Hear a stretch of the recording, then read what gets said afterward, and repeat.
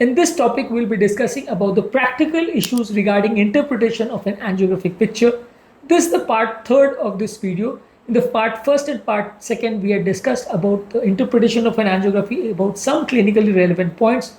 Today, we'll be continuing that discussion in regards to some useful points which are helpful for common people to understand about the angiographic picture and important aspects of an angiographic picture. Before going to the topic, I would request the people who are new to my channel to subscribe to my channel, like the videos, comment on the videos, and to share the videos in social media if possible.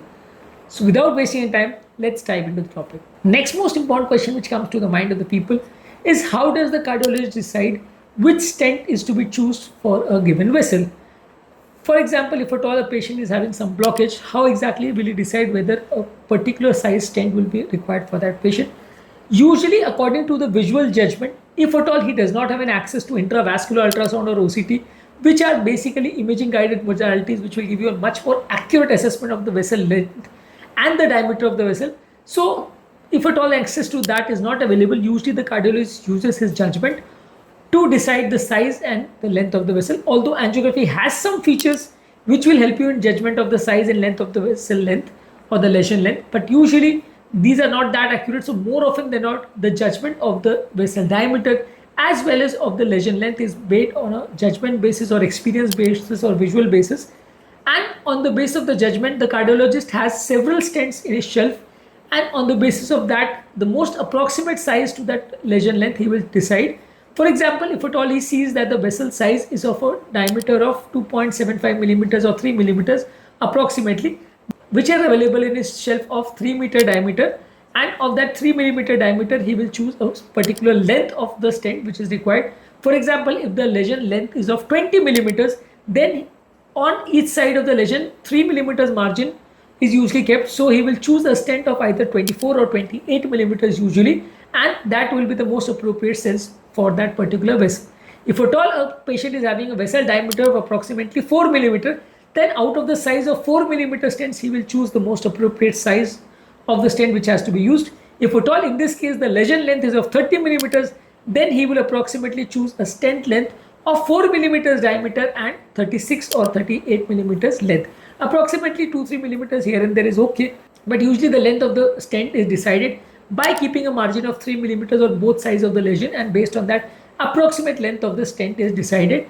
Usually a cardiologist on his shelf will have several company stents of various sizes, and based on that the most approximate size of the diameter as well as of the length of the lesion will be chosen, and that will be deployed. Still, sometimes the judgment of the cardiologist might not be very accurate, sometimes some variations might occur, but usually stents are for metal which is malleable and ductile, and usually if at all the cardiologist finds that the vessel size which he had estimated to be of 3 millimeters is not exactly 3, it is slightly more, then the option of post dilating the stent is available.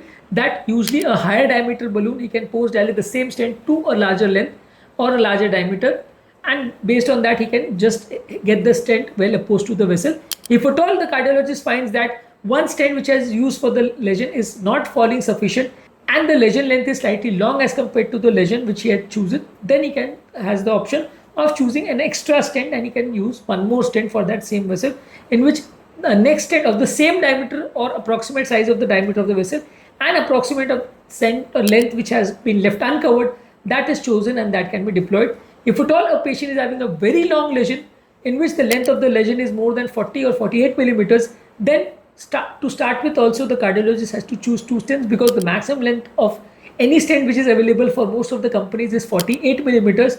The diameter of the stents is usually available in the sizes of 2 millimeters to 4.5 millimeters. For example, it will be available in 2 millimeters, 2.5 millimeters, 3 millimeters, 3.5 millimeters, and 4 millimeters. So usually these are the margins of stents which are available on the shelf, out of which he will choose a diameter of the stent which might range from 8 millimeters of length to 48 millimeters of length, and based on that he can choose the most approximate size of the stent which he has to keep. Usually the stents are available not in exactly 1 to 2 millimeters margin. The length of the stents are usually available in usually gaps of 4 millimeters. For example, you will have a stent of length 8 millimeters, then 12 millimeters, then 16, then 20, then 24, then 28. Similarly, every 4 millimeter margin you will have a stent usually which is kept on the shelf, and based on that he will decide which stent is most approximate for the patient. If at all it is not getting covered by one stent, he will choose another stent or two stents will be used. So this is how the cardiologist decides the size of the stent. That is why it is important that at the time of the procedure, the stents are available, because after balloon dilation, if the cardiologist decides that this particular stent has to be used, multiple size of the same stent should be available so that he can change his decision. He can use a particular stent at that particular point of time. Sometimes people ask us that you tell us the stent length and we'll bring it from some known person or some known company. Usually that too is also not feasible, because at the time of angioplasty, the cardiologist has to deploy the stent immediately. He cannot wait for too long a time. That is why all these stents are already kept on the shelf of the cardiologist's cath lab, and immediate access to the stent is available. If he feels that this particular size is suitable, some is not suitable, then he can immediately change the size. He can immediately use an extra stent also. So everything is already available on the shelf of the cardiologist's cath lab. Usually at the spur of the moment, it is not feasible for a relative or a patient to get a stent from the market. The stent has to be available inside the cath lab, because the timing of the procedure cannot be delayed for the patient to go out in the market and procure those stents. That is why all the stents are already available in the cath lab, and this is how the cardiologist decides the size of the stent. So in this topic, we have discussed some few important aspects about interpretation of an angiography and the choice of stents, how exactly it is done, and the selection of stents, how exactly it is done on the cath lab at the time of an angioplasty. In this topic, we have discussed some important aspects. Some remaining points still remain in this discussion that will be continuing in the next part of this video. If at all you are new to my channel, I would request you to subscribe to my channel, like the videos, comment on the videos, and to share the videos in social media groups if possible. Please see the part 1, part 2, and part 4 of this video as well.